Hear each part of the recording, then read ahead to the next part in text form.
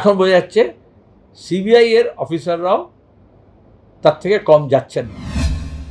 উনি ভুক্তভোগী, অসহায়, অনেক জায়গায় ছোটাছুটি করেছেন, এখনও করছেন, আন্দোলন সংগ্রামে অংশগ্রহণ করছেন, বিভিন্ন রাজনীতির মঞ্চেও গিয়েছেন, রাজনৈতিক নেতাদেরও ধরেছেন, চেষ্টাও করেছেন কাছে নিজের কথা বলার জন্য, কিন্তু এটা রিয়েলাইজেশন হয়েছে তার।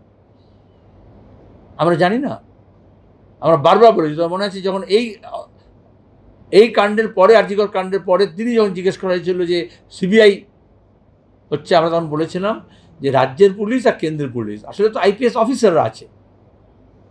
যদি এই ব্যুরোক্রেসি, যদি এই পুলিশ, যদি আইএস আইপিএস যদি তারা রাজনৈতিক স্বার্থে নিজেদেরকে ব্যবহার করে বা ব্যবহার হতে দেয়, সে টাকার বিনিময় হোক, ট্রান্সফারের জন্য হোক, ভালো পোস্টিংয়ের জন্য হোক, যে কোনো কারণ হতে পারে, তাহলে এই যে ব্যাকবোন আছে অ্যাডমিনিস্ট্রেশনের, সেটা নষ্ট হয়ে যায়। কিন্তু পুলিশ অফিসার বোলপুরের কথা বলছিলে তুমি, তো বাজেয়াপ্ত করেছে, তার মানে কি? যে criminal justice system, criminal investigation, সেটা আমাদের দেশে চৌপাট করে দেওয়া হয়েছে। এবং ওদের মধ্যে ভালো অফিসার আছেন অনেকে, তাকে ঠিক জায়গায় ঠিক কাজটা দেওয়া হয় না, বরঞ্চ সরিয়ে দেওয়া হয়। তাহলে অনেকে বলছে সিবিআই হচ্ছে একটা নিরপেক্ষ সংস্থা। নিরপেক্ষ নয় তো, অন্তত কোন অফিসের পোস্টিং হবে আর কে ঠিকমতো তদন্ত করলে তাকে তো সরিয়ে দেবে।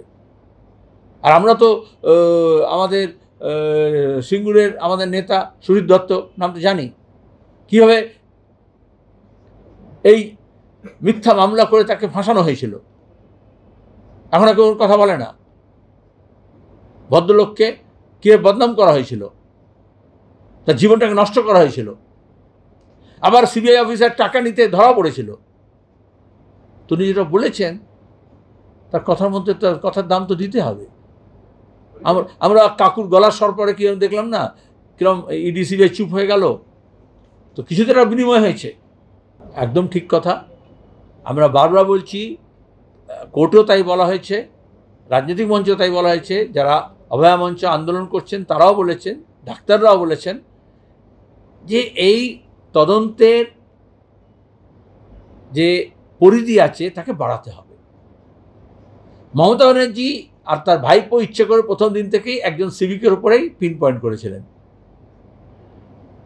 তাহলে আজকে সিবিআই যদি সেইখানে দাঁড়িয়ে থাকে, আর যখন অনেক তথ্য আছে, এবারে সবাই বুঝতে পারছে এটা একজনের কাজ নয়। আর কেন পুলিশ কমিশনার গেলেন মুখ্যমন্ত্রীর নির্দেশে? কেন রাতে কথা বলা হলো? কেন এফআইআর এর প্রথম এফআইআর ডকুমেন্টসকে হিন্দিতে বলে ছেড়ছাড় করা হলো, ছিঁড়ে দেওয়া হলো? এটা তো সবার মনে প্রশ্ন। এবং এতদিন ছিল রাজ্য সরকার, কলকাতা পুলিশ, তৎকালীন পুলিশ কমিশনার মুখ্যমন্ত্রীর নির্দেশে এই অন্যায়টা করেছেন প্রভাবশালী অপরাধীদের বাঁচানোর জন্য, বা গোটা যে র্যাকেট আছে সেই র্যাকেটকে সামলানোর জন্য। এখন বোঝা যাচ্ছে সিবিআই এর অফিসাররাও তার থেকে কম যাচ্ছেন না। এই জন্যই তো তার সন্দেহ বেড়েছে।